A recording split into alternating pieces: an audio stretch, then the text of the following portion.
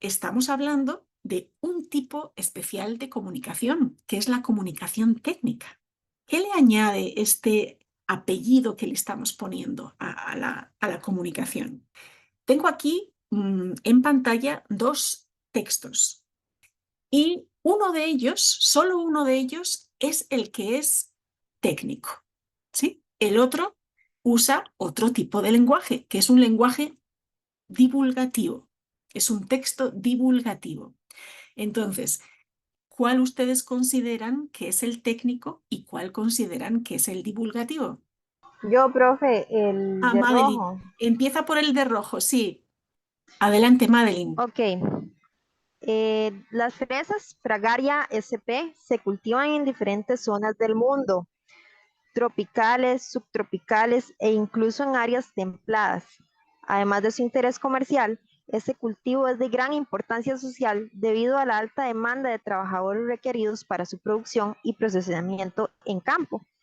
En post cosecha y en la industria, Pedraza 2007. En la actualidad, la fresa, debido a su alto contenido de flavonoides y antocianinas y compuestos fenólicos, además del contenido nutricional y el aporte de algunas vitaminas como la A y la C, puede ser considerada como un producto nutraceutico, ampliando las posibilidades comerciales que existen para este tipo de productos que cada día aumentan en los mercados internacionales. Excelente, muchísimas gracias, Madeline. ¿Alguna otra compañera que querría leernos el otro texto? Yo lo leo. Ángeles, adelante. Las fresas son un cultivo estrella. Ir a la planta y poder comerte una rica fresa recién cosechada es un placer. Vamos a mostrarte unos consejos para que conozcas los secretos para la plantación y el cultivo de las fresas. La planta de las fresas pertenece a la familia Rosaceae, lo que la hace familia de otros frutales como el melocotonero, el ciruelo, el almendro o el peral. La fresa es una planta herbácea de porte rastrero y perenne, ya que si cuidamos nuestras fresas durante todo el año, estas seguirán produciendo durante años. Se reproducen por estolones. Estos son brotes que salen del tallo y que son capaces de crear raíces adventicias y que si introducimos en la tierra llegarán a formar una nueva planta. Muchísimas gracias, Ángeles. Muy bien. ¿Qué les parecen? ¿Cuál es el técnico y cuál es el divulgativo? Y el primero yo diría que es el técnico y el segundo el divulgativo. Exactamente, exactamente. ¿Y por qué, Noelin? Dígame una diferencia. Vamos a ir diciendo diferencias que encontramos entre uno y otro. Eh, Sí. Primero tiene palabras muy técnicas, digo yo. Y el segundo es ajá, más común. ajá, exactamente. Voy a ver si puedo. Voy a señalar algunas de los términos muy técnicos. Por ejemplo, señáleme uno, Noilin, algún término de los que le han parecido muy técnicos. Post cosecha, esas palabras de flavonoides, antos y no sé qué, y fenólidos. Ajá, Bueno, algunos es ajá, los estoy señalando. nutracéutico. Ajá, Yo diría que esos. ok, muy bien. Excelente. Entonces estamos identificando una de las primeras características del lenguaje técnico y es que se usa vocabulario técnico, ¿sí? Y eso no significa que lo estén haciendo especialmente difícil, o sea, o que haya un deseo de hacer un texto difícil, sino que la intención aquí, al usar estos términos técnicos, es ser muy preciso y llamar a las cosas por su término adecuado. Solo que en la materia de lo que se está hablando requiere usar esos términos técnicos, usar ese lenguaje pues muy preciso para que quienes leen este texto sepan con mucha exactitud de qué se está hablando, a qué se está refiriendo. Bueno, mientras veo aquí que en el chat Madeline está escribiendo el nombre científico de la planta. Exactamente. Vean que se aporta el nombre científico de la planta. Está escrito en cursiva, porque así es como se escriben los nombres científicos. Se escriben en cursiva. Y vean que siempre los nombres científicos se componen de dos términos. El primero es el género del vegetal, ¿verdad? Y el segundo es la especie. Y aquí ven ustedes que dice SPP. SPP significa, cuando, se usa esa sigla cuando se está hablando en términos generales de una planta que puede tener muchos tipos diferentes de especies. SP es especie y cuando es SPP significa que se está haciendo referencia a todas las especies que forman parte de ese género, ¿verdad? Entonces, segunda característica es el uso de términos científicos. Yo diría que en donde se cultivan los diferentes, bueno, donde se cultivan en diferentes zonas del mundo, porque el otro no lo menciona, entonces yo diría que eso. Ajá. Puede ser que efectivamente haya información que sea más técnica, que no necesariamente sea de interés compartirse cuando uno está hablando de forma más general sobre un tema. Puede ser que esa sea una característica. De hecho, está relacionada, creo yo, con esto que decíamos antes del uso de términos muy técnicos, ¿verdad? Porque se profundiza mucho en la materia. ¿Ven esto acá que estoy señalando? Pedraza et al. 2007. ¿A qué se referirá? Tenemos dos de ese tipo. Tenemos este Pedraza et al. 2007 y tenemos este otro también Cao et al. 2011. Eso tampoco nos aparece en el texto divulgativo. ¿Saben qué es? Son citas. Son citas, exactamente, son citas.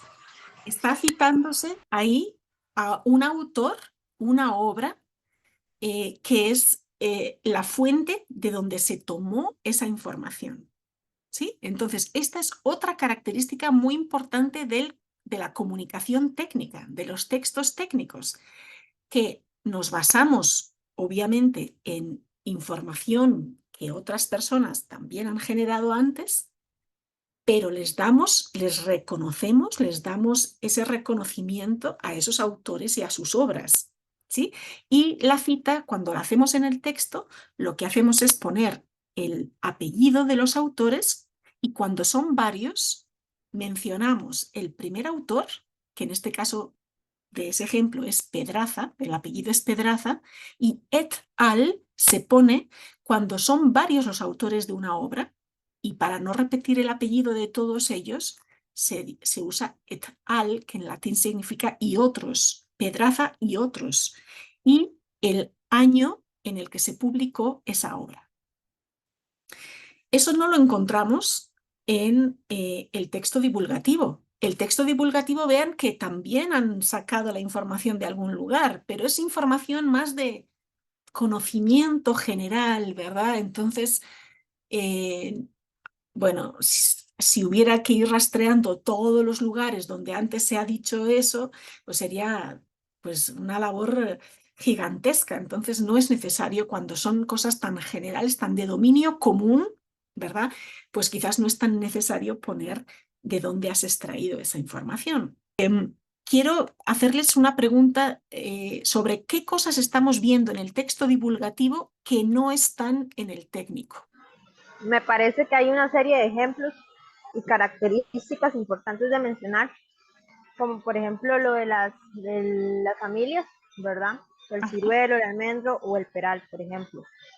Ajá, sí, y vean algo importante y es que se mencionan estos ejemplos, pero usando sus nombres comunes, ¿verdad? El melocotonero, el ciruelo, todas estas plantas tienen su nombre científico, pero en el texto divulgativo no es necesario usar el término científico cada vez que mencionamos o la primera vez que mencionamos una planta, ¿verdad? Un vegetal. Eso es una característica del texto divulgativo. No es necesario usar siempre, ¿verdad? Pues los términos más técnicos.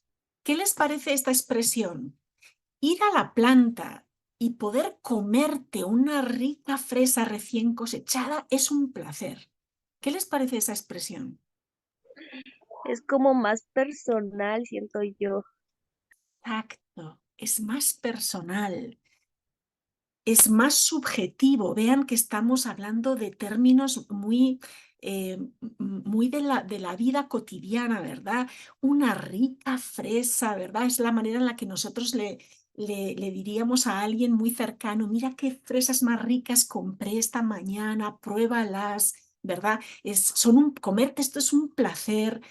Y hablar de tú a la persona o de vos, ¿verdad? Poder comerte, vamos a mostrarte, estoy hablando usando la primera persona,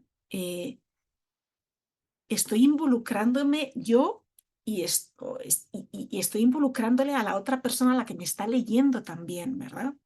Si cuidamos nuestras fresas durante todo el año, está, ¿verdad? Este uso de un lenguaje mucho más personal, mucho más subjetivo, eso es propio del lenguaje divulgativo. Eso no lo vamos a encontrar en los textos técnicos, que son más objetivos, más fríos en ese sentido, son más fríos, más precisos, más objetivos, ¿verdad? Entonces, este uso de la primera persona, voy a señalarlo. Vamos a mostrarte para que conozcas. El uso de adjetivos como rica fresa, placer, es un placer. Todas esas expresiones no son propias del lenguaje técnico. Quiero mostrarles de dónde es que se extrajo cada uno de estos textos, que los dos hablan de las fresas, los dos hablan del mismo tema general, ¿verdad? Solo que tocan distintos aspectos de ese tema y lo hacen de forma muy diferente.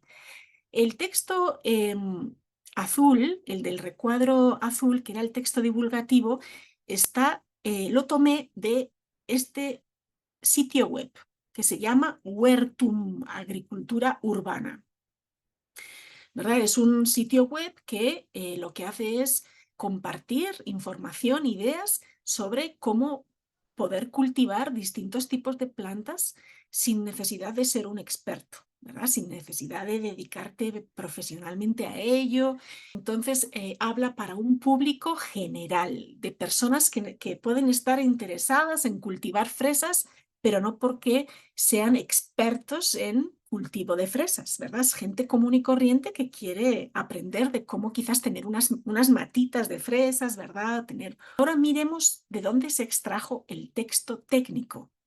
Es de un artículo publicado en una revista científica que se llama Revista Colombiana de Ciencias Hortícolas. Y el artículo se titula Estrategias biológicas para el manejo de enfermedades en el cultivo de fresa. ¿Sí? ¿Y por quién está escrito esto? Está escrito por un académico que pertenece a la Facultad de Ingeniería Agronómica de la Universidad de Ciencias Aplicadas y Ambientales de Bogotá. El lenguaje técnico, se usa para compartir información entre personas que son expertas, que son profesionales en ese ámbito. Mientras que el texto divulgativo lo que busca es dar información a cualquier persona, porque cualquier persona, aunque no sea experta en ese campo, lo va a poder entender y le va a resultar de utilidad. En los textos técnicos, el objetivo es intercambiar información de interés para profesionales en ese mismo campo, en ese mismo ámbito. El lenguaje es un lenguaje preciso, exacto, neutral, objetivo, ¿verdad? Porque estamos compartiendo información que tiene que ser fundamentada, tiene que ser seria, tiene que estar bien argumentada, bien fundamentada, que yo explique en qué me estoy basando para afirmar eso, en qué estudios, en qué datos, en qué información rigurosa me estoy basando, cuáles han sido las fuentes que he usado para afirmar lo que estoy afirmando. Tengo que convencer a la otra persona de que lo que estoy compartiendo es cierto, es información rigurosa en la que se puede confiar, ¿sí? ¿Y dónde los encontramos? Los encontramos en revistas científicas, los encontramos en libros académicos, lo encontramos en ponencias en congresos, los encontramos en tesis de licenciaturas, en tesis de posgrados.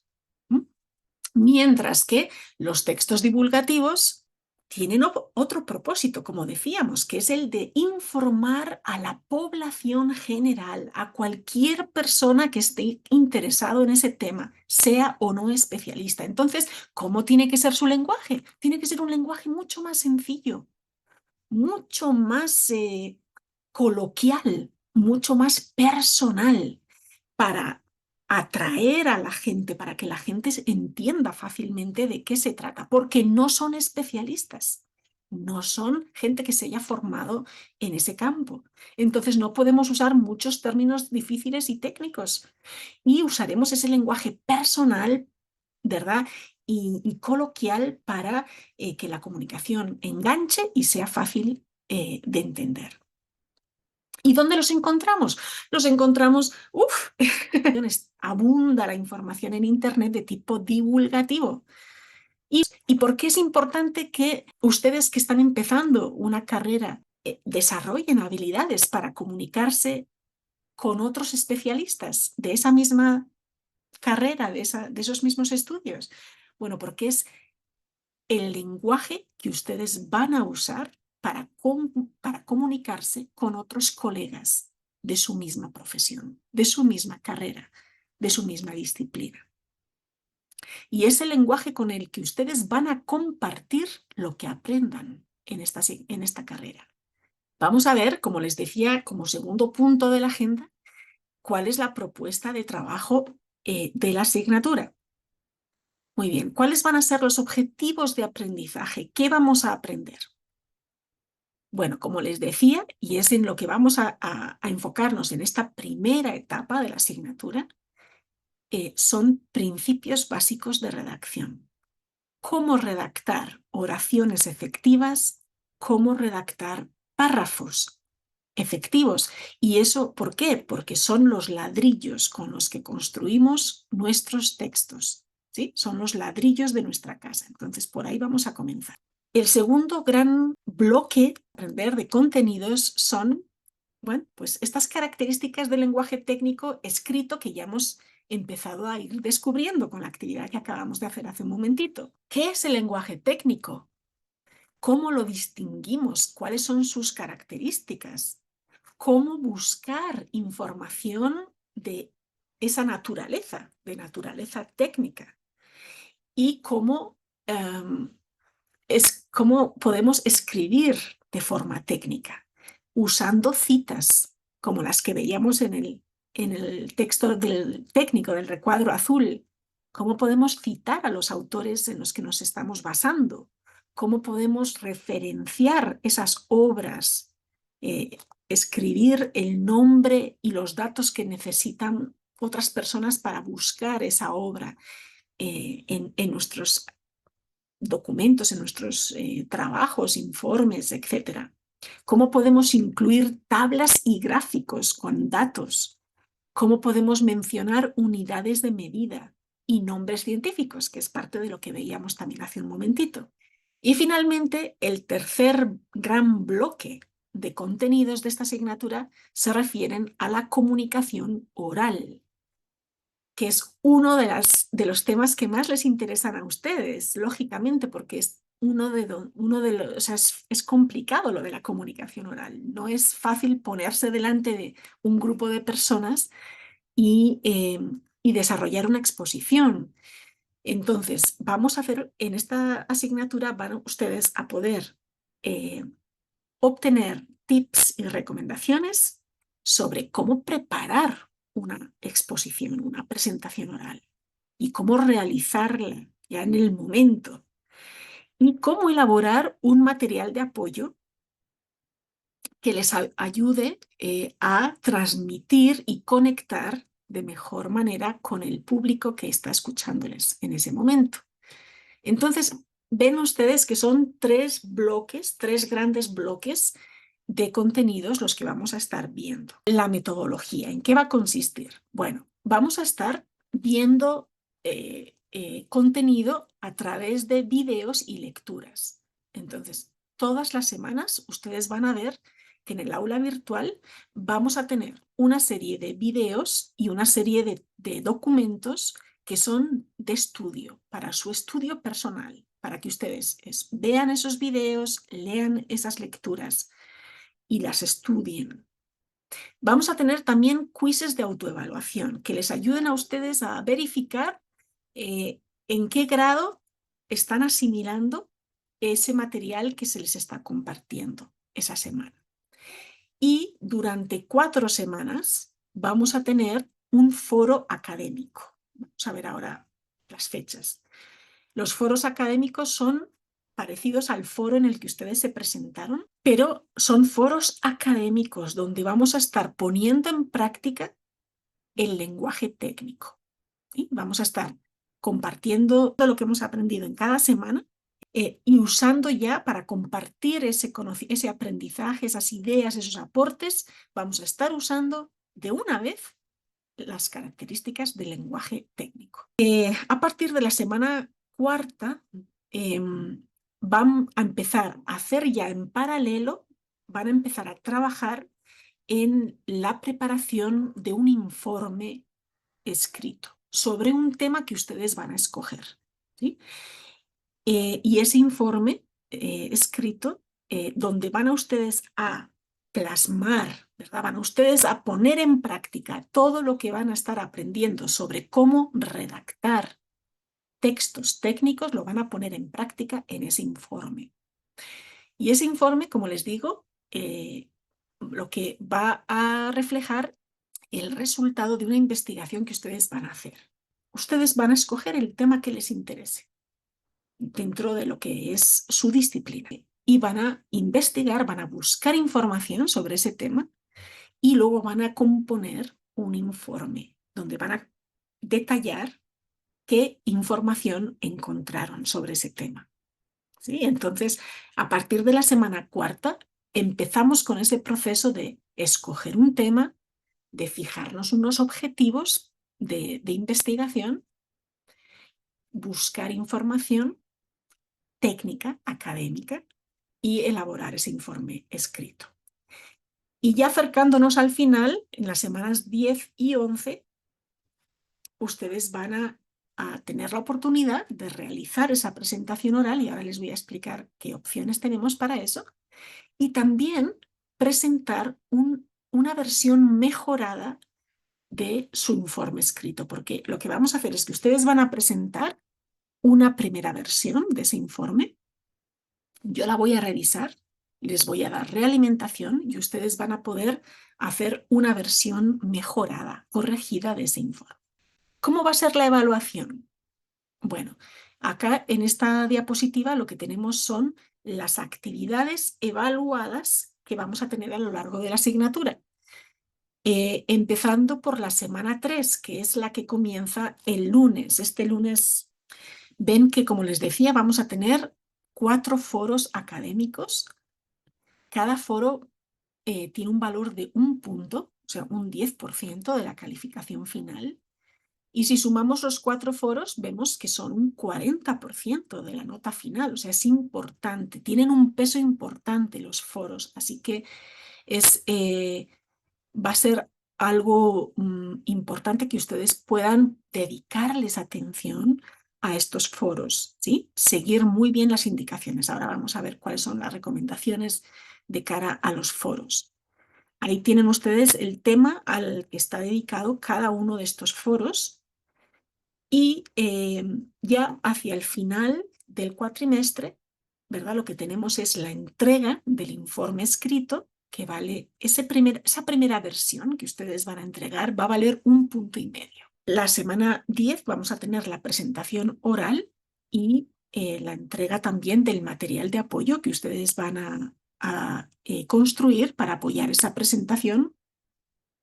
Y ya la última semana del cuatrimestre lo que van a hacer es poder entregar una versión mejorada de su informe escrito. Y ahí tienen ustedes el valor que tiene esa versión final mejorada, que son 2,5 puntos. Y la presentación oral y el material de apoyo valen 2 puntos. Y ahí tienen también en rojo las fechas límite para la entrega de estos últimos productos, de estas últimas tareas. ¿Cuáles son los criterios de evaluación?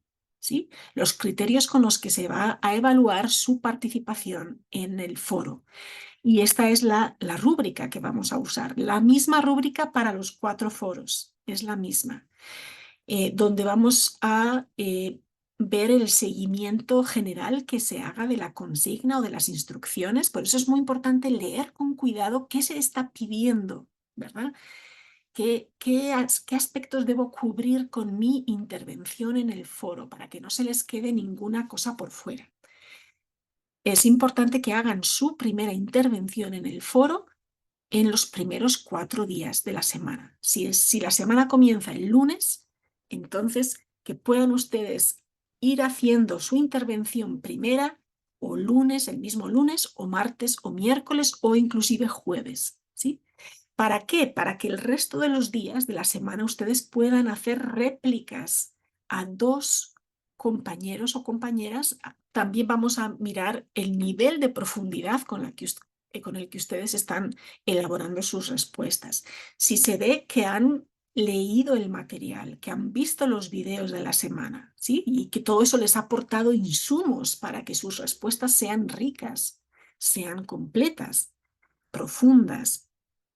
Ok, el punto 4 es esto que les decía, de replicar al menos a 2 compañeros o compañeras.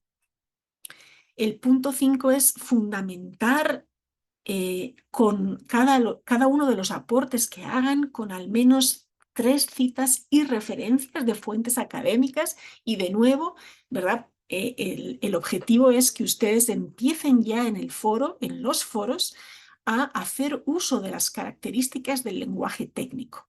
Y que si están dando un aporte, una respuesta que está basada en un material que ustedes han leído, entonces es importante que ustedes citen de forma correcta ese material, esa obra. Ok, igual también que usen para hacer estas citas el formato que corresponde. Y ahora vamos a ver eso con un poquito más de detenimiento, ¿verdad? Hay que usar un formato específico. Y después aplicar normas de etiqueta y cortesía. Eso es muy importante para que ustedes puedan bueno, tener una comunicación que sea respetuosa, ¿verdad? Pero que esto es algo muy elemental y muy básico que todos debemos seguir en nuestra comunicación. Y después, el último punto, que es muy natural en una asignatura como esta, es cuidar la redacción y la ortografía. Tomando en cuenta esta rúbrica de evaluación, ¿cuáles van a ser 5 claves o 5 grandes recomendaciones que yo les doy para que ustedes tomen en cuenta a la hora de participar? Primero, que busquen información adicional para fundamentar sus aportes, sus respuestas en textos técnicos o textos académicos. Voy a ver qué... tengo aquí... Madeline, ¿tenías una pregunta? Sí, Sí, adelante. profe, Adelante. con respecto a lo de las intervenciones, no sé si lo mencioné, es que se me traba un poco la señal. Las intervenciones a los compañeros o la interacción que tengamos que tener en el foro tiene que ser en diferentes días dentro del lapso de la evaluación de la actividad. Las réplicas a los compañeros pueden hacerlas en cualquier momento. Si, por ejemplo, les voy a poner un caso extremo, ustedes entran el lunes que comienza cada semana, y ven, bueno, tengan en cuenta que para participar en el foro ustedes han tenido primero que hacer un estudio, ¿verdad?, de la información que está propuesta para esa semana. Han tenido que hacer una lectura de ese material o han tenido que ver los vídeos que se proponen ahí. Mi recomendación es que después de leer y revisar ese material, entonces ustedes van a ser capaces de hacer un aporte en el foro. Entonces, no sé si les va a alcanzar a que sea el mismo lunes, ¿verdad?, en el que puedan hacer la intervención, pero digamos que martes ya lo estén haciendo el martes su intervención. Si ese mismo martes ya hay otros compañeros que hayan tenido ya su primera intervención, ahí mismo pueden hacer la réplica, en ese mismo momento. Ok, entonces, volviendo a las recomendaciones, 5 recomendaciones. Busquen información adicional para fortalecer sus respuestas, pero búsquenla en textos técnicos, artículos de revistas científicas, libros académicos, no en información en sitios divulgativos, no en Wikipedia. Wikipedia, vamos a ver ahora, no es a mí me encanta Wikipedia y les confieso que yo leo mucho Wikipedia, pero si yo voy a hacer un texto, si yo voy a escribir un artículo, voy a escribir un trabajo, voy a escribir un material para una asignatura, yo no uso Wikipedia como fuente, porque no ha pasado por los filtros que requieren pasar la información más validada, más probada. Ok, segunda recomendación, muy importante, de esto también vamos a hablar ahora un poquito más. Respondan con sus propias palabras. Tercera recomendación, hay que citar de forma correcta las obras que consulten. Y ahora vamos a ver cómo citan las personas de enseñanza de ciencias naturales y cómo deben citar las personas de ingeniería agronómica. Cuarta recomendación, incluye las referencias de estas obras al final de tu intervención. ¿Sí? Una cosa es citar en el texto, como veíamos en el primer ejemplo de texto científico académico, ¿verdad?, que es entre paréntesis poniendo el apellido y el año del autor. Y otra cosa es que al final del texto anotemos todos los datos de esa obra que consultamos, ¿sí? Y también hay un estilo para hacerlo y hay unos datos que se piden dar y eso es parte de lo que vamos a aprender. Y bueno, la última recomendación, que ya la hablábamos hace un momentito, es participen en los primeros 4 días de la semana y contesten a 2 compañeros o compañeras. Esas son las 5 claves para tener éxito en los foros. Ok, vean que la primera recomendación es busca información adicional en textos técnicos. Y ustedes me preguntarán, ¿cómo busco estos textos técnicos? ¿Dónde están? ¿Cómo los busco? Voy a darles 3 tips para ayudarles a buscar información técnica adicional a la que ya se brinda en el aula virtual. El primer tip es definir palabras clave. ¿Qué palabras voy a usar para hacer esas búsquedas? ¿Sí? Ustedes saben que en cualquier navegador, buscador, base de datos, lo primero por lo que empiezo es por poner en alguna cajita de texto alguna palabra clave que me ayude a hacer una búsqueda. Entonces, este es el primer paso, definir las palabras clave que voy a usar para hacer mi búsqueda. Y cómo yo determino cuáles son las palabras clave que más me van a ayudar, las que me van a resultar más útiles. Bueno, pues lo que hacen es derivarlas del tema de investigación que ustedes se van a proponer.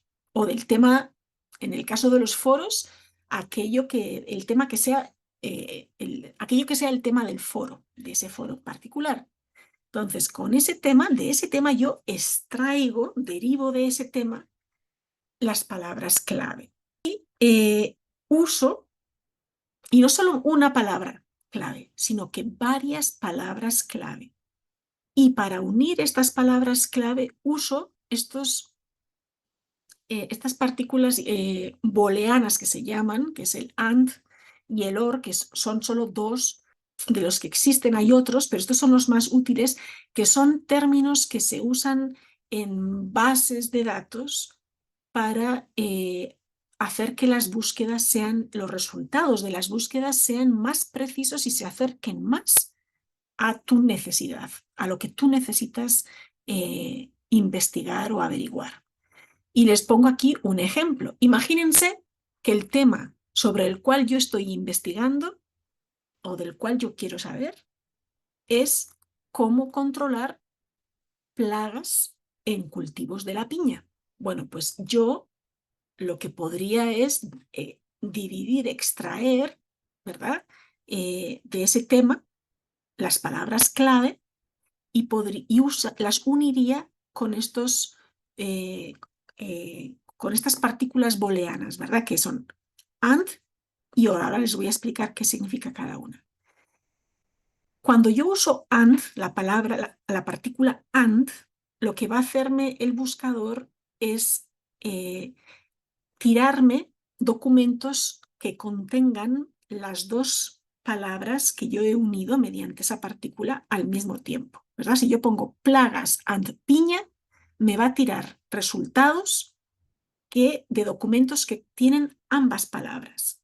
Y si pongo plagas and piña and control, va a tirarme los resultados, van a ser documentos que contengan las tres palabras.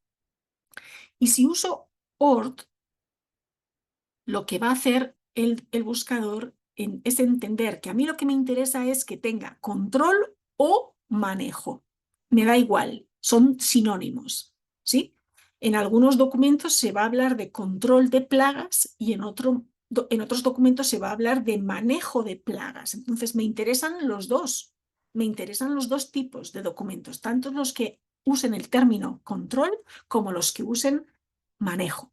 Entonces, yo uno control y manejo por esa partícula que se llama OR y lo que va a interpretar el buscador es que son sinónimos y va a darme resultados que tengan una u otra palabra. Imagínense que el tema de ustedes quieren hacer esta investigación de las plagas, del control de plagas en el cultivo de piñas, pero les interesa solo Costa Rica, ¿verdad? Solo aquellos estudios que se hayan hecho en Costa Rica. Entonces pondríamos aquí también AND Costa Rica y nos estaría entonces devolviendo en los resultados solo documentos que contengan también los términos Costa Rica, ¿sí? Y nos excluiría todos los demás. Entonces es una forma, ¿verdad? Como muy valiosa de conseguir que el buscador me tire aquello que de verdad necesito, aquello que de verdad me interesa y no un montón de otras cosas más que no tienen nada que ver con lo que quiero. Otro tip también para hacer búsquedas, que quizás ya conozcan es entrecomillar. Entrecomillar. Si yo pusiera, por ejemplo, control de plagas en cultivos de piña y quisiera documentos que contengan exactamente esas palabras, pero así todas, así como yo las escribí, control de plagas en el cultivo de piña, yo podría poner esa frase entre comillas y entonces el buscador me tiraría todos aquellos documentos que contienen dentro de sí esa expresión, esa frase, esa misma frase que yo entrecomillé, ¿verdad? Ese es otro recurso útil para hacer búsquedas en línea. Pero ¿qué ocurre? Que me va a excluir otros documentos que traten de ese tema, pero quizás no tengan exactamente esa frase en su contenido. El segundo tip, buscar en bases de datos académicas. Primera recomendación, hay muchas y en la UNED tenemos una oferta muy, muy grande y muy valiosa de bases de datos académicas, pero para empezar, ¿sí? Para dar primeros pasos, mi recomendación es que usen dos, el Google Académico y una base de datos que se llama Redalic. Y les dejo ahí, estos códigos QR les llevan directamente a los sitios web donde van a poder encontrar tanto el Google Académico como Redalic. Google Académico, ¿qué es? Es como un Google, de hecho es un servicio de Google, donde la información está limitada a artículos, libros, documentos, informes de carácter técnico, tesis, o sea, documentación académica, documentación científica. Solo va a hacer búsquedas en ese tipo de documentos. Así que es una muy buena base con la que empezar, Google Académico. Y Redalic es una base de datos de revistas científicas escritas en español y que reúne artículos científicos de toda América Latina y España. Entonces, es también una muy buena base, un muy buen punto de partida para iniciar las búsquedas de documentos. Okay. Y el tercer tip es que una vez que ustedes han hecho estas búsquedas en estas bases de datos, seleccionen aquellos artículos y aquellos libros o aquellas tesis o aquellas ponencias en congresos, etcétera, que sean pertinentes para su investigación, para el tema sobre el cual están investigando. Y aquí tengo 3 ejemplos de fuentes que no son técnicas, fuentes que no son académicas, que no tienen el rigor necesario, ¿sí?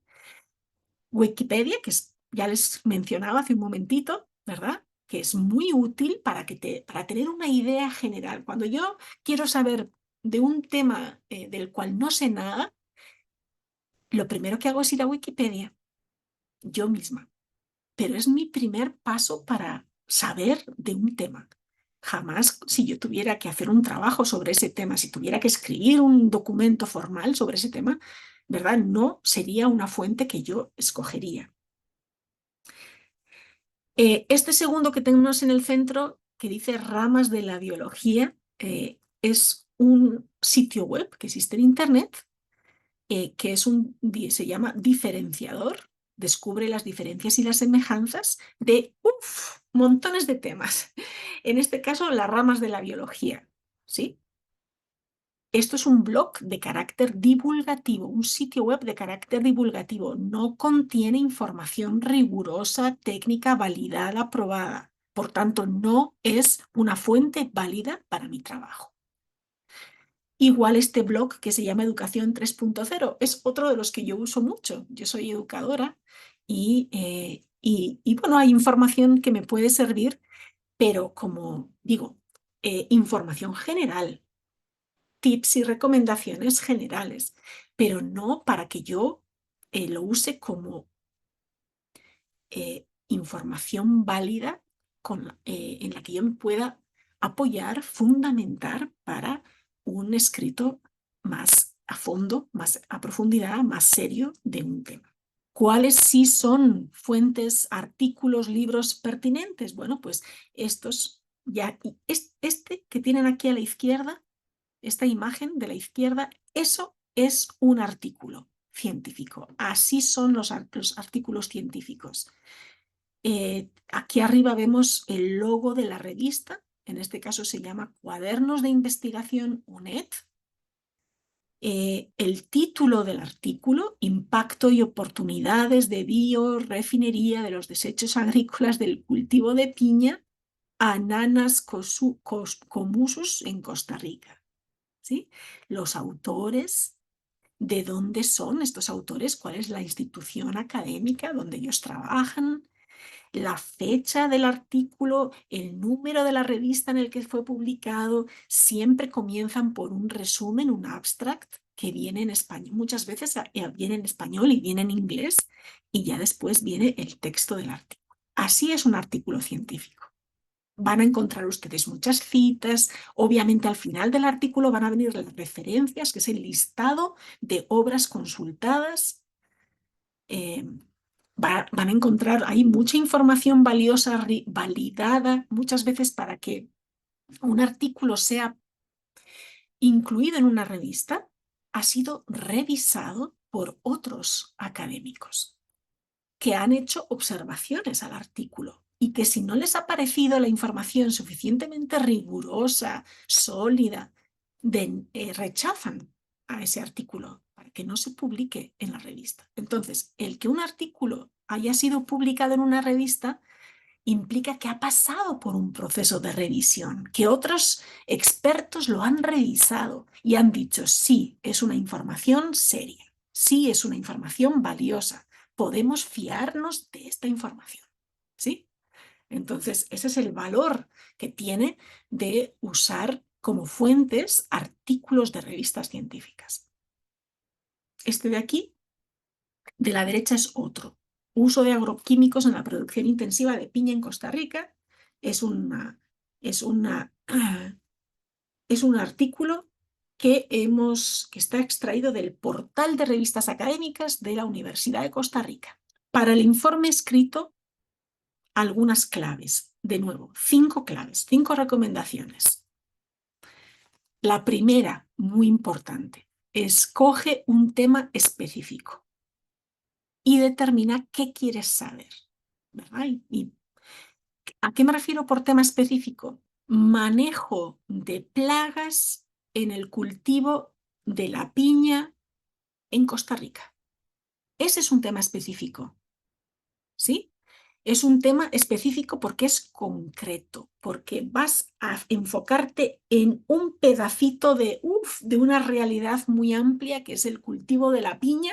Tú vas a escoger enfocarte en un pedacito de ese gran territorio que es ese tema del cultivo de la piña, en el manejo de plagas y cómo se hace en Costa Rica, por ejemplo.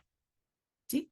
Ese es un tema específico. Inclusive podrías especificar aún más y escoger un tipo de plagas. Y sería todavía más específico. ¿Y por qué es importante escoger un tema específico? Porque así de verdad estamos haciendo un aporte. Porque si es un tema general, si hablamos del cultivo de la piña en general, ¿qué aporte podemos hacer? Si eso es demasiado ya requete conocido, eso es, y además inclusive como aburrido.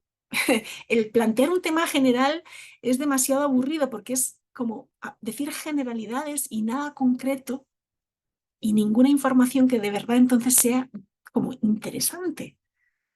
Entonces, escoger un tema específico te permite muchas cosas, te permite saber exactamente qué tienes que averiguar, qué tienes que saber, te permite aprender mucho más a ti como autora, autor de ese trabajo y también a quienes te van a leer, que van a estar más interesados porque vas a aportarles información quizás novedosa. Y es muy importante también determinar, bueno, una vez que has decidido el tema, ¿qué vas a querer saber de ese tema? ¿Vas a querer saber cuántas plagas afectan a los cultivos en Costa Rica? ¿Cuál es la plaga más importante de esas? ¿Cuál ha sido la que es más difícil de tratar? ¿Verdad? Puede ser. ¿Y cuáles son quizás métodos de tratamiento de esa plaga más amigables con el medio ambiente? ¿Verdad? Tienes que delimitar qué quieres saber exactamente. Y para eso tenemos los objetivos. Para eso formulamos un objetivo general y objetivos específicos, que son en donde vamos a detallar exactamente qué vamos a querer averiguar de ese tema. El segundo paso es buscar artículos y libros científicos en bases de datos académicas como las que acabamos de ver, que me ayuden a dar respuesta a esos objetivos que me fijé de investigación. El tercer paso es elaborar un informe que tenga la estructura solicitada. Van a ver que les vamos a facilitar en la asignatura una estructura para ese informe. ¿Cuáles son las partes que tienen que aparecer en ese informe? Tiene que haber una portada. ¿Cómo tiene que ser esa portada? ¿Qué elementos tengo que dar yo en la portada? Vamos a ver que se necesita colocar una introducción. ¿Qué es una introducción y qué tengo que decir en la introducción? Y después el desarrollo, y después unas conclusiones, y después las referencias. Esa estructura la tenemos que seguir a la hora de preparar nuestro informe. ¿Y sobre qué escribimos en el informe? Bueno, escribimos para dar respuesta a esos objetivos específicos que nos planteamos, a esos interrogantes que queríamos contestar. Escribimos las respuestas a esos interrogantes en forma de redacción. Cuarto, muy importante, escribe con tus propias palabras. Ahora lo vamos a ver, ¿sí? Tomando en cuenta los principios de redacción que vamos a ver en la asignatura y que vamos a empezar a practicar ahorita, en un momento. Cita y referencia. Tenemos que citar a los autores cuyas obras hemos consultado para elaborar nuestro informe. Y lo tenemos que hacer usando el formato que nos corresponde de acuerdo a nuestra carrera. Vamos a verlo también. Y de nuevo las fechas importantes que van a tener ustedes ahí que tener en mente. Pero que no se preocupen porque también les vamos a estar anunciando con tiempo. ¿Sobre qué temas podrían ustedes hacer su trabajo? Tenemos una propuesta de temas para las personas de enseñanza en ciencias naturales y otra propuesta para aquellos que están cursando ingeniería agronómica. Aquellos que estudian enseñanza de las ciencias naturales pueden escoger entre estas dos grandes áreas temáticas. Puede ser un tema de didáctica de las ciencias exactas y naturales. Puede ser metodologías novedosas, innovadoras para trabajar un tema X. Puede ser cómo trabajar desde el punto de vista de los contenidos, no sé, un tema en particular. Puede ser también cómo hacer uso de las tecnologías digitales para trabajar X tema. Cómo debe ser la mediación, por ejemplo, para desarrollar capacidades de pensamiento científico, competencias científicas, cómo yo puedo desde mi mediación como docente estimular el desarrollo de estas competencias en mis estudiantes. Puede ser también cómo puedo como docente yo de ciencias naturales, cómo puedo hacer investigación en el aula, ¿sí? O puede ser también temas que profundicen, que les ayuden a ustedes a profundizar en los contenidos de las grandes materias que se ven en ciencias naturales, en física, biología, química, ¿verdad? Temas en los cuales ustedes quieran profundizar para también ampliar su conocimiento de esos temas. Y en el caso de los estudiantes de ingeniería agronómica, pues tienen varias posibilidades. Tienen todo el campo de las ciencias agronómicas, pero también pueden ser cosas que tienen que ver con la extensión rural y con el desarrollo local y con cómo se puede desde la ingeniería agronómica contribuir al desarrollo local y al desarrollo rural, ¿sí? Pero siempre desde la perspectiva del estudio de un tema teórico, ¿sí?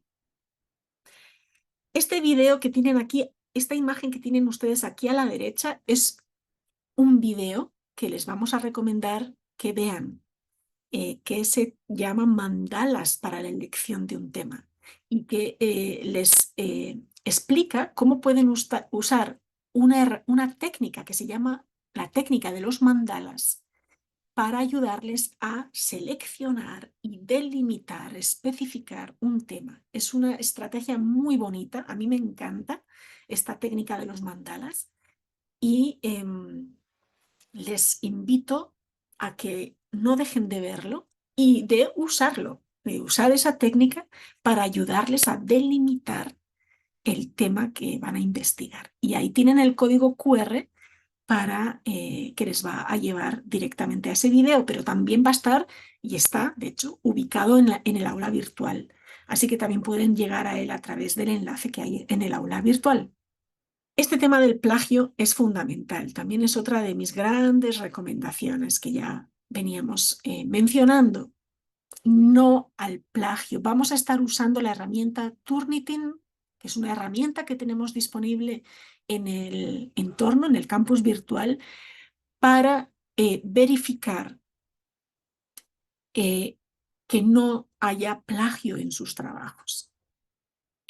Y en el Reglamento General Estudiantil, ¿verdad? Tomen ustedes en cuenta que el plagio está considerado como una falta leve, que en caso de que sea repetida, en caso de que se detecte, a ustedes se les avise y volvamos a encontrar de nuevo que de nuevo hay plagio, eso puede acabar convirtiéndose en una falta grave que implique el que ustedes pierdan los puntos asignados a ese trabajo y poner así en riesgo también su aprobación de las asignaturas.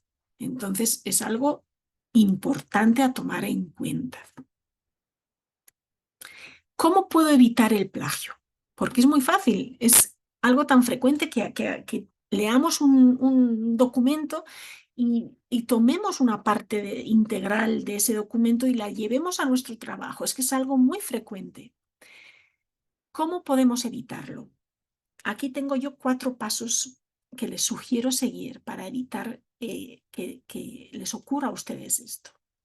Lo primero es que ustedes, es natural y es pues, como el primer paso súper evidente, tienen que leer con mucha atención y comprender lo que están leyendo, ¿sí? De verdad, esto toma tiempo. Leer con atención y leer comprendiendo lleva tiempo. Por eso también otra recomendación que les damos a ustedes mucho, mucho, mucho es que lean.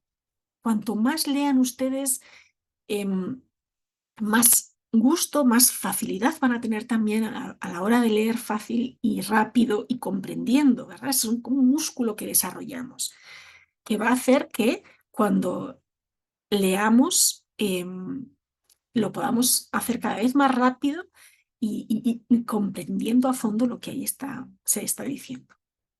Lo segundo es identificar las ideas principales. En este texto que yo estoy leyendo, ¿cuál es la idea importante? ¿Cuál es la idea clave? La que yo necesito tomar en cuenta para efectos de mi trabajo. Bueno, esas son las que ustedes tienen que anotar en un documento, que no va a ser el documento final, el que ustedes van a entregar, ¿sí? Es como un documento intermedio, como un cuaderno de trabajo. Ustedes lo que van a hacer es anotar en ese documento intermedio las ideas importantes. Pero atención, con sus propias palabras. Yo traslado a ese documento intermedio las ideas, pero ya de una vez las voy anotando con mis palabras. Y como como un respaldo adicional, como un respaldo que yo voy a poder usar para fortalecer mi documento, para eh, indicar, ¿verdad? Que en algún momento dado las propias palabras que usaron los autores que yo he estado consultando, lo que hago es extraer de ese mismo documento, de donde yo ya extraje las ideas importantes y las anoté con mis palabras, de ese mismo documento, yo voy a extraer 1 o 2 citas textuales. Cuando hablo de citas textuales me refiero a una cita una extracción íntegra con las mismas palabras que se usaron en el documento, una cita. Yo le voy a extraer quizás una o dos, anotando el número de página en donde está ese texto en el documento que estoy revisando, si es un artículo, si es un libro, una tesis, lo que sea. Voy a anotar el número de página donde se encuentra ese fragmentito que estoy copiando textual, porque lo importante es que yo pueda explicar esas ideas con mis palabras, explicar esas ideas que contiene el material que estoy consultando. Lo importante es que yo pueda explicarlas con mis propias palabras y usaré las citas textuales para fortalecer, para darle más fuerza, para redondear, para terminar de redondear lo que estoy diciendo, y lo haré solo si es necesario y indicando entre comillas que ese texto es exactamente una copia, una extracción literal del documento que consulte y del autor que yo consulte. Y cuando pongo entre comillas ese fragmento, todo el mundo va a saber que ese pequeño fragmento sí es una copia extraída del material original que consulté, pero no estoy cometiendo plagio, porque estoy diciendo que eso es escrito por otra persona y estoy dando los datos de quién es esa persona, de cuál es ese escrito que él hizo y la página inclusive de dónde está en su documento. Entonces eso no es hacer plagio. Cuando yo cito textual y digo, este pedacito está extraído textualmente de otro documento y está escrito por tal persona y este es el documento y este es el número de página donde yo saqué esta cita, eso no es plagio. Pero tenemos que usarlo con moderación. Nuestro informe, nuestro trabajo tiene que consistir fundamentalmente en explicaciones nuestras que hemos hecho nosotros usando nuestras propias palabras. Ok, y ya el cuarto paso con el que yo ya termino el proceso es darle forma a esas ideas, organizarlas en el documento final, organizarlas citando las fuentes. Generalmente uno va de lo más general a lo más específico. Empiezo por los temas más generales y voy llegando a los más concretos. Ok, ¿y cómo citamos a los autores que estamos consultando y cómo incluimos al final del documento la lista de obras que hemos consultado? Bueno, les decía yo que los estudiantes de ingeniería agronómica tienen un formato que tienen que seguir y los de enseñanza de ciencias naturales tienen otro formato distinto. Acá les muestro en estas imágenes cuáles son esos formatos distintos y de dónde se extrae la información. Los estudiantes de ingeniería agronómica se tienen que guiar por una obra que publicó el CATIE junto con el IICA, son dos institutos muy importantes en el ámbito de la ingeniería agronómica, y tienen un documento que se titula Redacción de referencias bibliográficas, normas técnicas para las ciencias agroalimentarias. ¿Sí? Y acá en este documento que está en el aula virtual, viene explicado con mucho detalle cómo se tienen que hacer las citas y cómo se tienen que hacer las referencias en el caso de esta disciplina. El formato cambia un poquito si se trata de un artículo científico, si se trata de un libro, si se trata de una ponencia en un congreso, si se trata de una tesis. Entonces, lo primero hay que saber, bueno, qué tipo de documento es el que estoy citando. Es un artículo de una revista, es un video de YouTube, porque inclusive eso podría también ser en algún momento, si reúnen las condiciones, podría ser algo que necesitemos también referenciar. Puede ser una ponencia, puede ser una tesis, y nos vamos entonces al libro y buscamos cómo se debe citar y cómo se debe hacer la referencia de ese documento en concreto, que ya sabemos que es un artículo o es un libro o es una ponencia. Y cada uno de ellos tiene una forma distinta de ser referenciado, ¿sí? Y quienes estudian enseñanza de las ciencias naturales se tienen que guiar por las normas APA. ¿Qué significa APA? APA significa American Psychology Association, la Asociación de Psicólogos de América, y que se ha convertido como en un sistema muy, muy generalizado para hacer citas y referencias. Lo usan, bueno, en educación lo usamos muchísimo, es el principal sistema que se usa y por tanto pues es el que se propone también para la enseñanza de las ciencias naturales. Así que no solamente los psicólogos lo usan, sino, como les digo, los educadores y muchos otros más.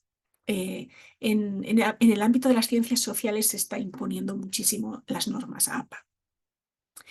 Y en el caso de las normas APA no tenemos un documento, pero lo que tenemos son una serie de vídeos hechos por la encargada de la cátedra a la que corresponde esta asignatura, que es doña Rosita Ulate, que explica cómo seguir y cómo aplicar estas normas APA. Les pongo aquí dos ejemplos de cómo se hace una referencia en el caso de los que tienen que aplicar las normas IICACATIE, que son los de ingeniería agronómica, y cómo se haría esa misma referencia en el caso de los que tienen que aplicar APA.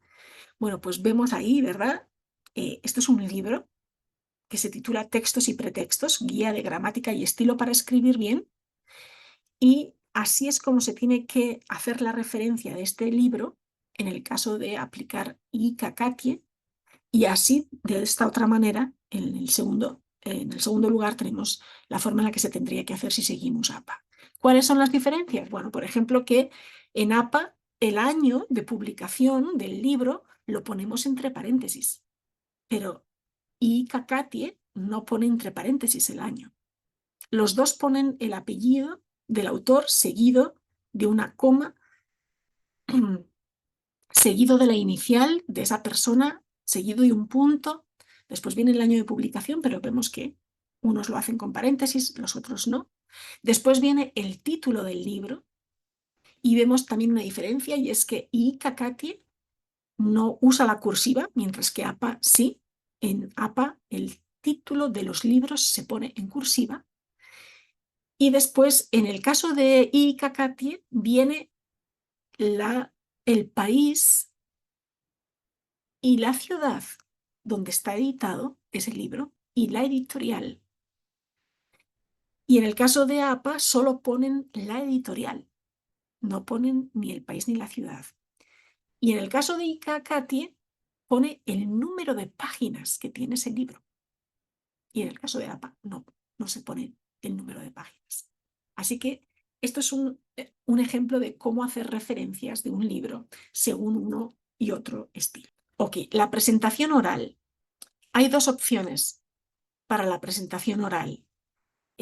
Una es hacerla grabada en vídeo, que ustedes se graben a sí mismas, a sí mismos en vídeo.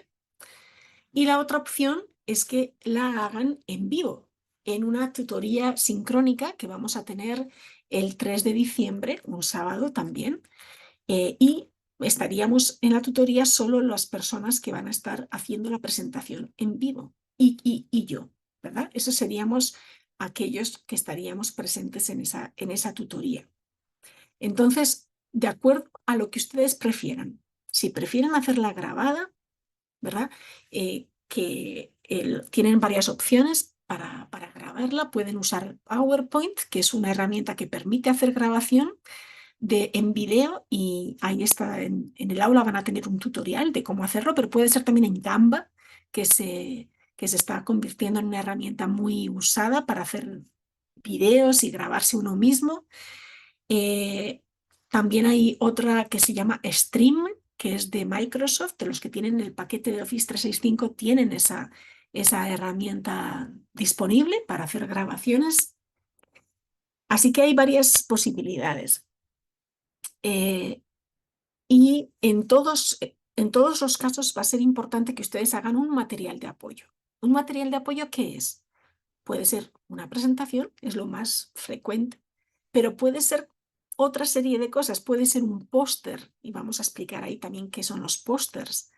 Y así podrían inclusive, si usan el póster, podrían practicar una de los tipos de comunicación que se hacen en los congresos. En los congresos no solo se presentan ponencias, se presentan también pósters. Entonces, podría ser interesante si quisieran averiguar en qué consiste esa modalidad de participación en congresos. Así que hay varias posibilidades para el material de apoyo, pero es importante que sepan que tiene que haber un material de apoyo. Y otra cosa importante también es la duración, ¿verdad? Ven que es de 5 minutos, o sea, es algo sumamente breve. Es algo muy breve, máximo 6. Básicamente es que ustedes puedan compartir en esos 5 minutos las ideas más importantes que resultaron de su investigación, ¿sí? Cómo realizaron su investigación y qué hallazgos tuvieron, qué descubrieron sobre el tema sobre el cual investigaron. Así que esas son las dos opciones en el caso de la presentación oral. Ok, entonces en este tercer bloque de la tutoría, como les comentaba, lo que vamos a hacer es ver algunos principios de redacción, cosas que ustedes ya saben, que ya vieron en su momento, pero que pues vamos a retomarlas y pues vamos a tratar de tomarlas en cuenta a la hora de escribir los textos en la asignatura. Vamos a ver principios básicos de redacción de oraciones y de párrafos. Vamos a empezar con los de oraciones. Son 5.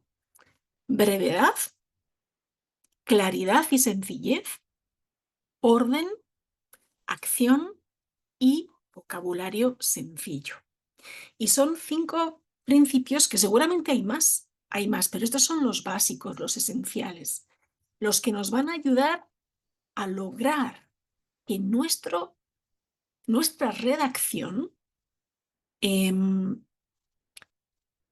sea muy fácil de entender, muy fácil de seguir, agradable inclusive de leer, ¿sí?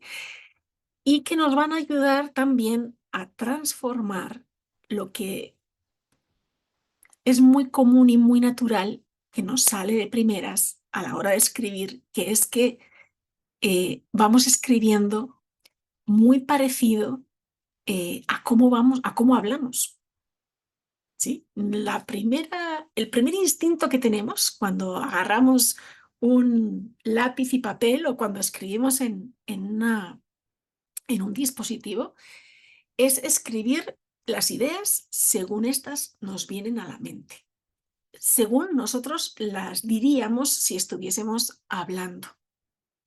Pero una cosa es el lenguaje oral, lo que hablamos y decimos y cómo lo decimos cuando hablamos, y otra muy distinta es cómo eso debe trasladarse a un texto escrito. Es muy distinto.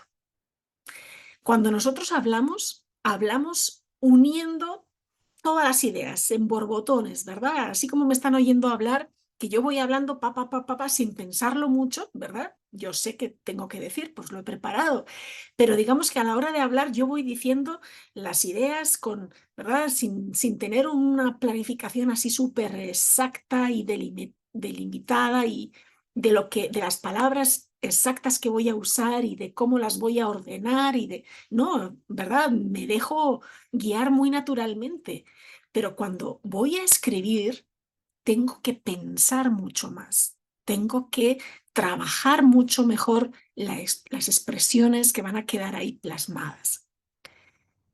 Ese es el primer error que cometemos cuando escribimos. Escribir tal cual lo diríamos verbalmente. Y estos principios nos van a ayudar a convertir esos textos que nos salen muy largos, nos salen muy desordenados, nos salen a veces seguramente poco claros, a convertir todo eso en un material que sea muy fácil de entender y muy agradable de leer. Eso es lo que vamos a hacer, ¿sí?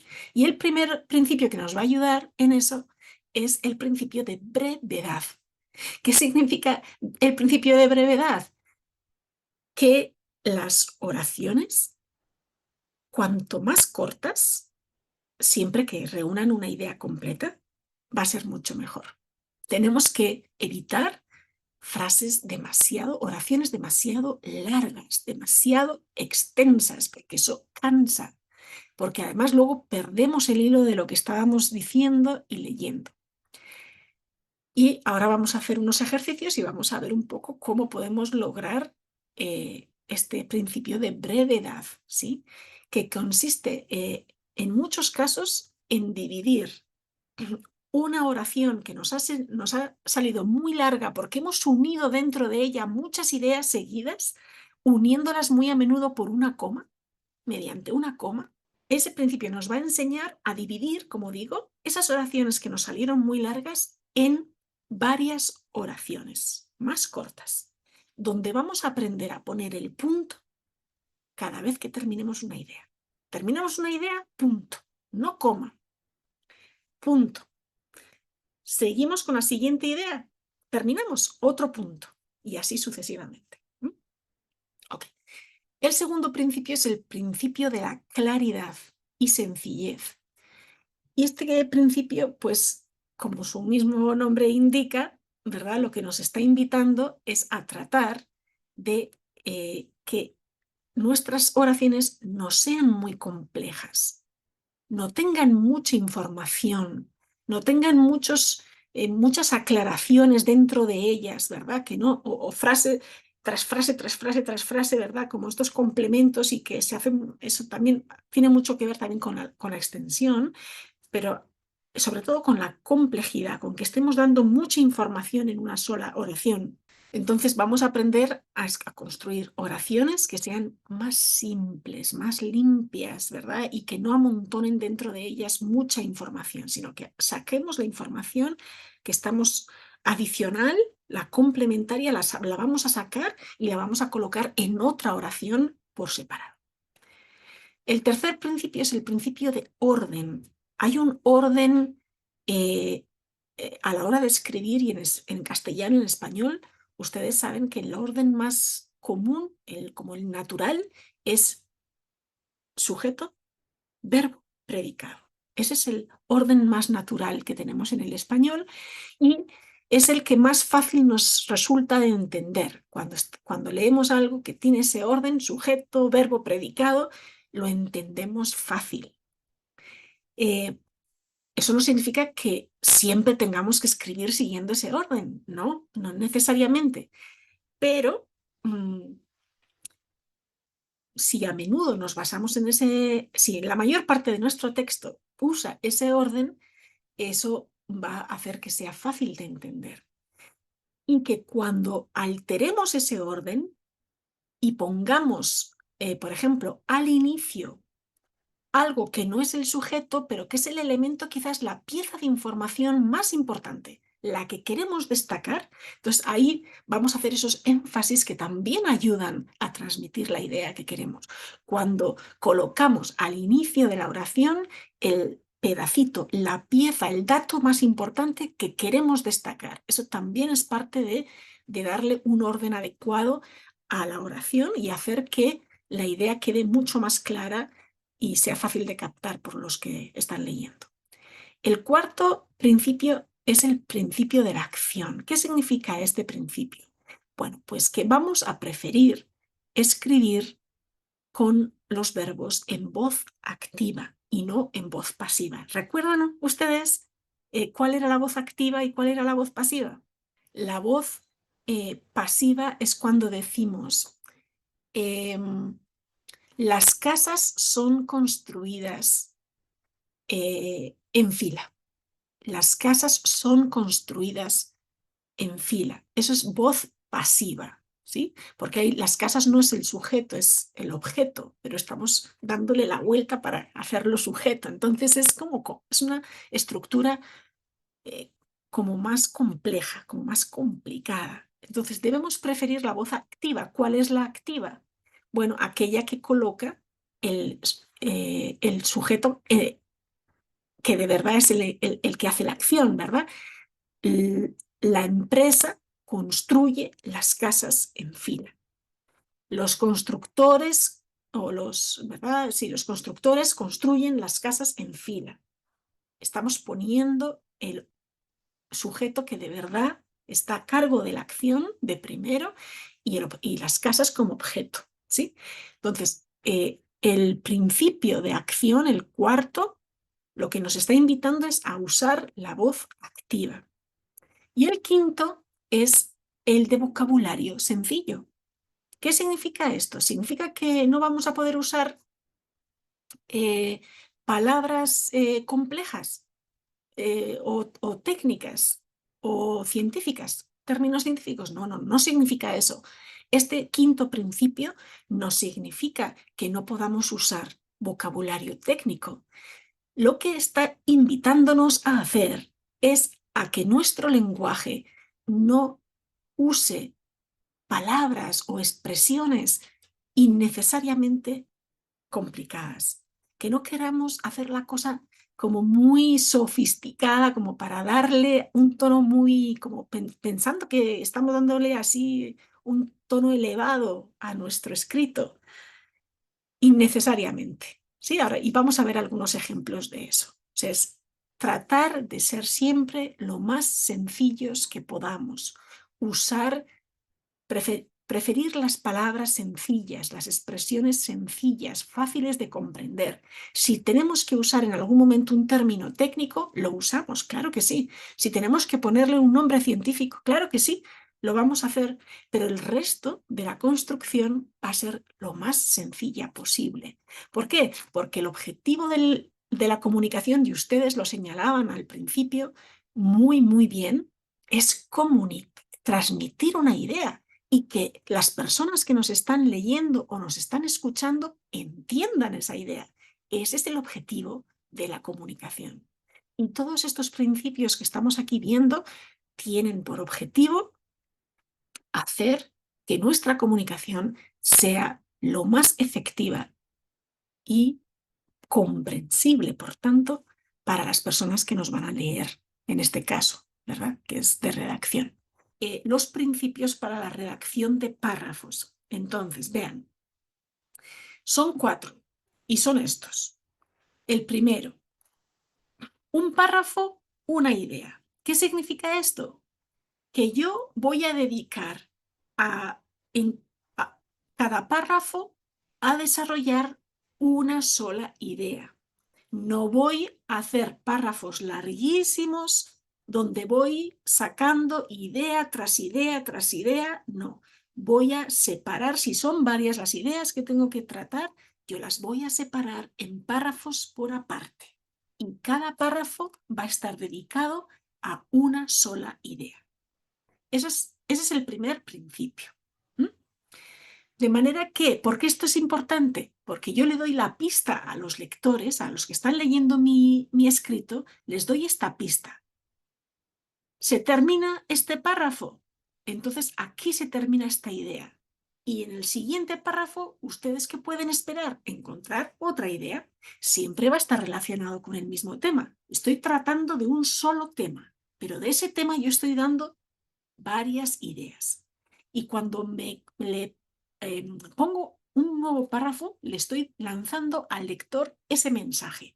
El mensaje de que ahora empezamos un nuevo párrafo y es una nueva idea sobre ese mismo tema, pero una nueva idea. Ok. El segundo principio es en el párrafo, ¿verdad? El párrafo está compuesto por varias oraciones normalmente. ¿Y cuál debe ser el orden en el que voy a escribir esas oraciones? Va a ser este. La idea principal es la primera. Y así va a quedar escrito en la primera oración lo más importante que tengo que decir sobre esa idea. Lo más general, lo más importante. ¿Y qué viene después? Bueno, las siguientes oraciones que van después de la primera, pues lo que hago es poner ejemplos, por ejemplo, de esa idea, o dar razones, o argumentar, o explicar un poquito más, pero lo más importante ya lo dije, la primera oración del párrafo, ahí digo lo importante.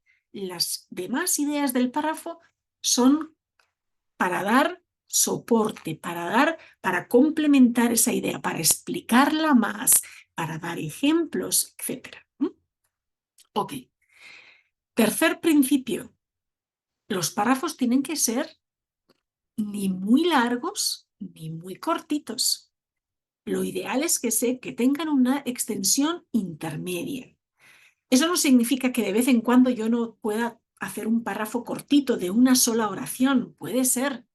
Pero si yo escribo todo mi texto con párrafos cortitos de una sola oración, cada uno, va a ser como de un estilo telegráfico, como si estuviese yo redactando un telegrama, ¿no?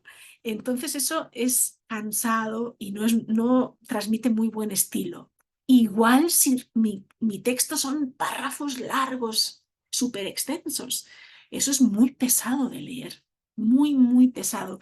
No hay nada más pesado que leer párrafos muy largos. Así que lo ideal es que tengan una extensión intermedia, ni muy extenso ni muy cortito. Y el cuarto principio es el de evitar repeticiones. Es muy frecuente que repitamos palabras y no nos damos cuenta. No nos damos cuenta de que las estamos repitiendo y pueden ser palabras o pueden ser incluso expresiones. O sea, varias palabras juntas, que las repitamos una y otra vez. Y es curioso cómo no nos damos cuenta de que lo estamos haciendo. Pero sí, sí lo estamos haciendo. Y el que lo lee, el que está leyendo ese texto, sí se da cuenta de las repeticiones.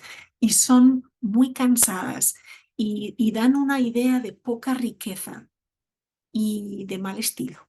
Entonces vamos a tratar de evitarlos. ¿Y cómo logramos todo esto? De nuevo, logramos aplicar estos principios revisando lo que hemos escrito. ¿Por qué? ¿Por qué tenemos que revisar a veces hasta varias veces? No solo con una revisión basta.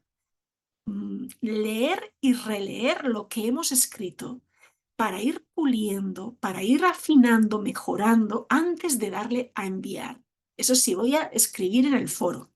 Si voy a escribir un trabajo, con mucha más razón, si es un trabajo ya final, formal, que tengo que entregar, ese texto lo tengo que haber leído y releído varias veces, porque solo así detectamos estas cosas, solo así detectamos que estamos hablando de varias ideas en un mismo párrafo y que estamos mezclando cosas, un montón de cosas en un mismo párrafo. Solo así nos damos cuenta de que no estamos siendo suficientemente claros, de que estamos siendo complicados, complejos, de que estamos escribiendo o muy extenso o muy entrecortado, de que estamos repitiendo una y otra vez las mismas palabras, solo leyendo y releyendo y corrigiendo, ¿sí? Entonces, esta es la forma de escribir correctamente y les vuelvo a decir lo que antes les decía, que es muy normal que la primera vez que vamos a poner por escrito una idea, la escribamos muy parecido a cómo la decimos oralmente, a cómo la explicaríamos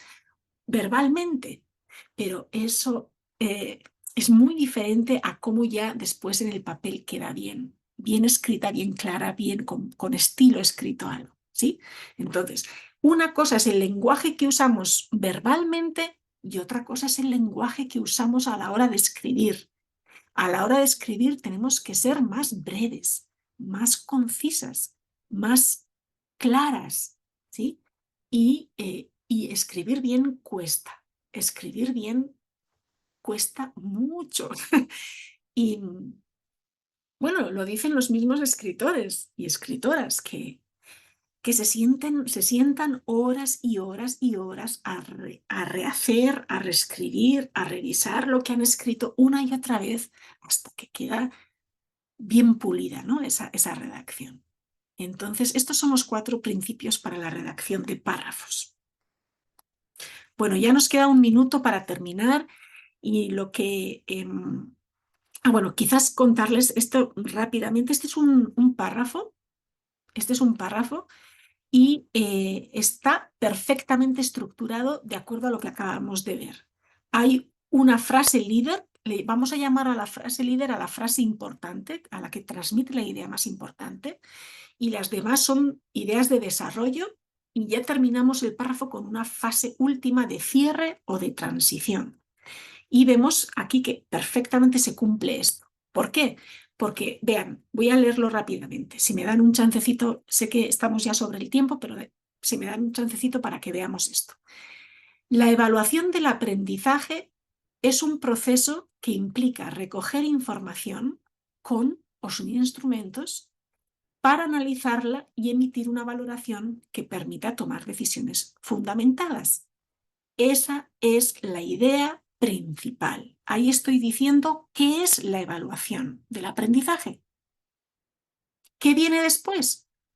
Bueno, estoy dando un poquito más de ampliación de esa idea, estoy explicando alguna cosita más. Por ejemplo, este proceso no solo se realiza al final de una unidad didáctica, de un tema o de una actividad en particular, sino que es algo que permea toda la práctica educativa de la formación científica.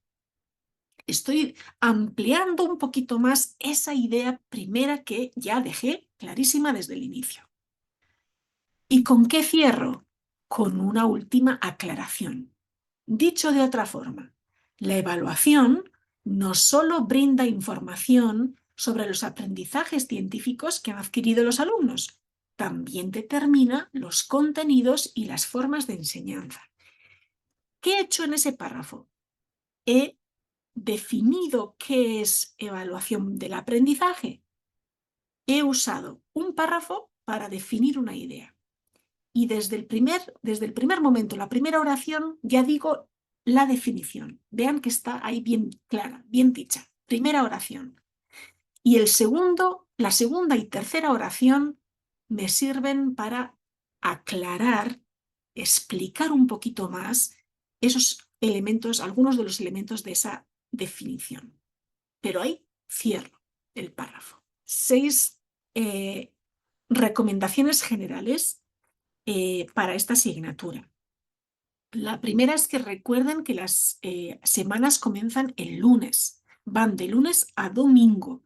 Entonces, el lunes la invitación es a que entren los lunes al aula virtual para ver el plan de trabajo que hay para esa semana, que vean cuáles son las lecturas, los recursos, los vídeos que hay que estudiar, que vean cuál es la actividad que se les está proponiendo hacer y planifiquen en qué momento de la semana ustedes van a tener oportunidad de ir avanzando con ese plan de trabajo, recordando que en el caso de los foros, la primera intervención, lo ideal es que la hagan en los 4 primeros días.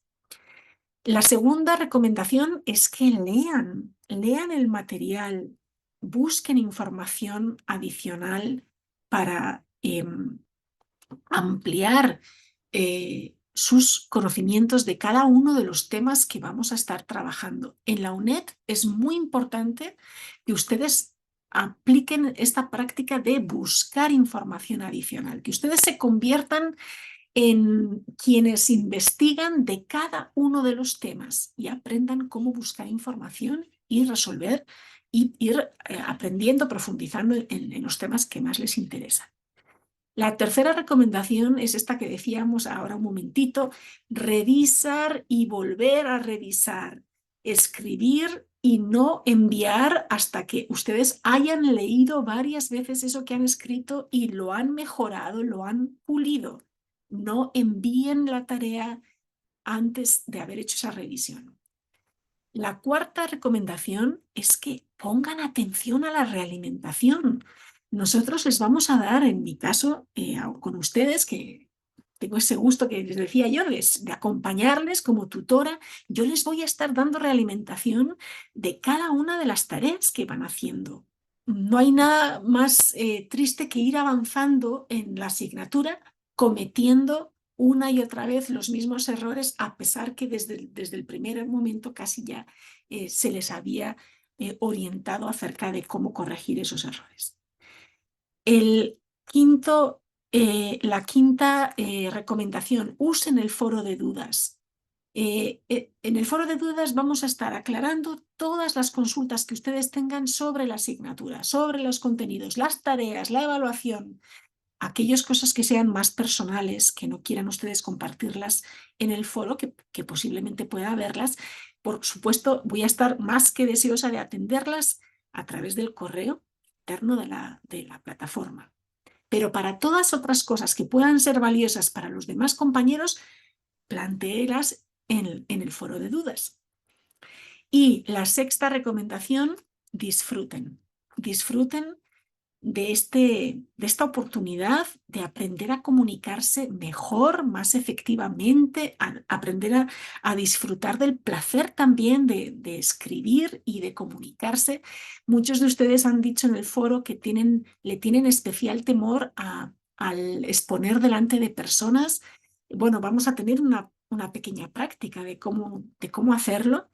Pero la primera recomendación ahí es que se expongan, que ustedes practiquen la exposición frente a otros. Es la mejor manera de ir perdiéndole el miedo. Practicar, practicar y practicar. Es muy normal tenerle temor. Quien no lo tenga, casi que es no sé, un milagro que haya alguien que no tenga miedo a hablar en público. Es algo que nos da temor a todos. Pero se puede ir limando, pues poniéndote en ello, ¿no? Lanzándote al ruedo, como se dice, y algo muy importante, preparándote mucho de antemano. Cuanto más preparada llevas tu tema, cuanto más preparada llevas tu exposición y sabes lo que tienes que decir y cómo lo vas a decir, menor va a ser el miedo, porque te vas a sentir segura, te vas a sentir seguro y eso va a ayudarte a afrontarlo con más calma. Bueno, pues eso sería la tutoría de hoy. Ya nos pasamos del tiempo, pero si tienen alguna duda pues, o comentario lo pueden hacer y si no, que sepan que voy a estar pues, muy pendiente de ustedes a través del foro de dudas, a través del correo, para que podamos ir aclarando cualquier dificultad y consulta que les pueda surgir en el camino. Yo lo que no entendí fue, en el foro, digamos, esas preguntas solamente se contestan en esa parte o se tiene que hacer ya un trabajo en el Word y luego subirlo. Se contesta directamente en el foro. Se contesta en el foro, en el espacio que la herramienta te abre para escribir tu respuesta y tu intervención en el foro, ¿verdad? Que es como una Así como la primera vez. Exacto, como en el foro de esta semana donde se presentaron exactamente igual, solo que hay personas a las que les ayuda escribir primero en un documento en Word la respuesta. O sea, les ayuda, es algo que les resulta como mejor, les da mejor resultado si escriben primero en Word cuál va a ser la respuesta que van a dar al foro y después lo que hacen es un copy-paste, ¿verdad? Copian eso que escribieron en el Word, lo copian en el foro. Pero al foro no tienen que adjuntarle ningún archivo, no tienen que subir ningún documento, se contesta directamente en el foro. Ok, sí, es que no comprendí bien esa parte, gracias. Con mucho gusto. Sí, es una pregunta muy lógica. Profe, Sí, entonces, dependiendo de la carrera de uno puede agarrar, digamos, para hacer el informe, uno puede agarrar cualquier tema sí, dependiendo de la carrera de uno. exacto. Dependiendo de tu carrera, Noilín, puedes escoger el tema que sea de tu interés. Ahora, Ujú. yo les voy a pedir que me compartan por correo cuál es ese tema en el que están pensando para poderles orientar, para poderles también recomendar. Bueno, pues este es un tema quizás demasiado general, ¿por qué no lo delimita un poquito más? ¿Por qué no lo concreta un poquito más? Ya veíamos hace un momento por qué es bueno plantear temas más específicos, porque va a ser mucho más interesante para usted como autora y va a ser también más interesante para quienes lo lean. Por eso, tienen toda la libertad de escoger un tema, solo que lo tienen primero que plantear conmigo para que juntas podamos ir puliéndolo, digámoslo así.